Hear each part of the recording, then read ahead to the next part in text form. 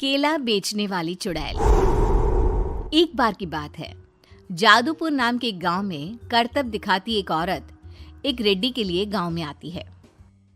आइए आइए मेहरबान कदरदान, खाइए रोहड़ा के ताजे ताजे केले। कभी खाए नहीं होंगे ऐसे केले, पीले पीले केले खाइए।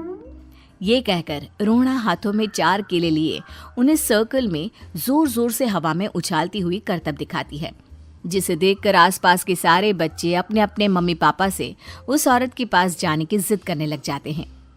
पापा, ऐसा तो सर्कस में बॉल से होता है ना, ये आंटी तो केले से कर रही है। चलिए ना पापा, देखते हैं। रोहड़ा एक पतली सी तार पर चलती हुई केलों से करतब दिखाती है। आते जाते सभी लोग बाहर रुककर उसके करतब देखते हैं और वाह वाही करते नहीं थकते।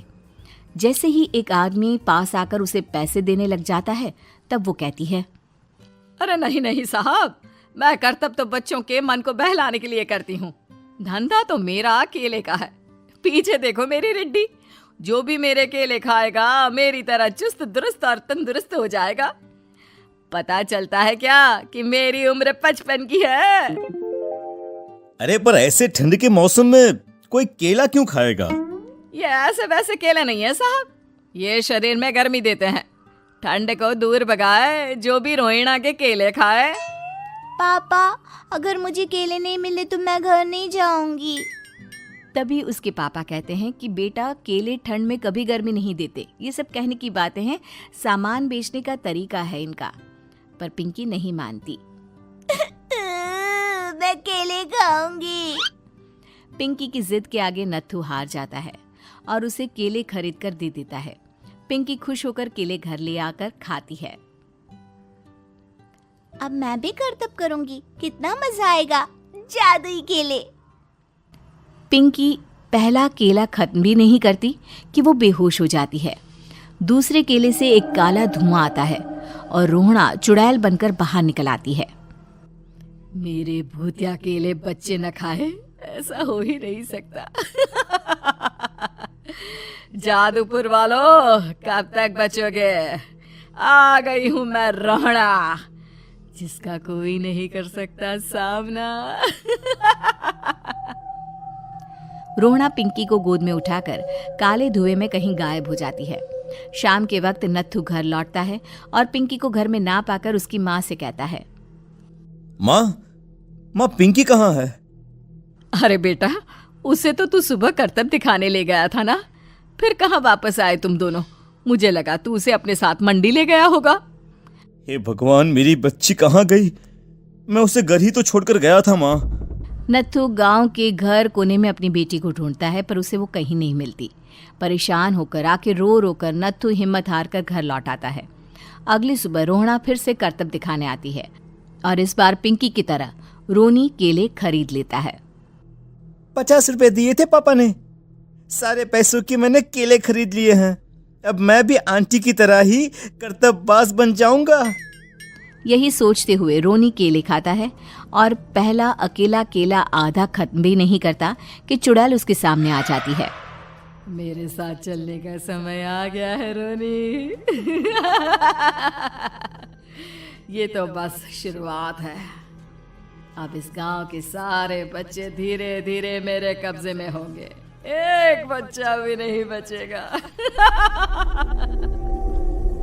ये कहकर रोना रोनी को गोद में लेकर काले धुएं में अदृश्य हो जाती है।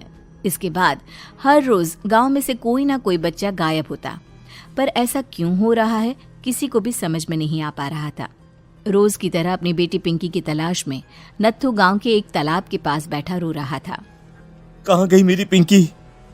शकुंतला के जाने के बाद एक वही तो मेरा सहारा थी। अरे उसकी आत्मा कोस रही होगी मुझे कि मैं अपनी बच्ची को संभाल भी नहीं पाया। नत्थू ये कहता हुआ रो ही रहा था कि तभी तालाब में से उसे शकुंतला की आवाज सुनाई देती है। कहाँ थी तुम शकुंतला? हमारी बच्ची और सारे गायब हुए बच्चे रोहड़ा के कब्जे में हैं। वो बच्चों को जो केले देती है उससे बच्चे बेहोश हो जाते हैं और उसके कब्जे में आ जाते हैं और वो उन्हें ले जाकर काली दुनिया में ले जाती है। पर वो ऐसा क्यों कर रही है? ये मैं नहीं जानती, पर उस दुनिया का रास्ता मैं आपको बता सकती हूँ। जहां ये नदी खत्म होती है वहां एक केले का पेड़ है, उसके नीचे एक दरवाजा है, वहीं से रास्ता जाता है उस दुनिया का। ये कहकर शकुंतला की आत्मा गायब हो जाती है। गांव के सभी लोग झुंड बनाकर उसी रास्ते से काली दुनिया में चले जाते हैं और वहां देखते हैं कि सारे बच्चे वहां काम कर रहे थे। पापा मुझे ले चलो यहाँ से। पापा पापा। सभी बच्चे अपने मम्मी पापा से लिपट जाते हैं। तो तुम लोग यहाँ तक आ गए? क्यों हमारे बच्चों को पकड़ लिया तूने? तुझे शिकार ही बनाना है तो ले, हम सब आ गए हैं, हमें खा ले। नहीं, मुझे बच्चे चाहिए। मेरे बच्चे के बदले तुम लोगों के बच्चे।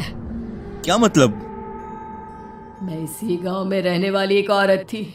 केले की चोरी के इल्जाम में मेरे बेटे को गांव वालों ने इतना मारा कि वो मर गया। उसी दिन मैंने ठान लिया कि गांव वालों का भी वही हाल करूंगी। कुछ दिन बाद बेटे के चले जाने के दुख में मैं भी मर गई और मेरी भटकती आत्मा एक चुड़ैल बन गई। और फिर मैंने बदला लिया तुम सबके बच्चे छीनकर। बर्दाश्त नहीं कर पाए ना? सोचो मुझ पर क्या बीती होगी।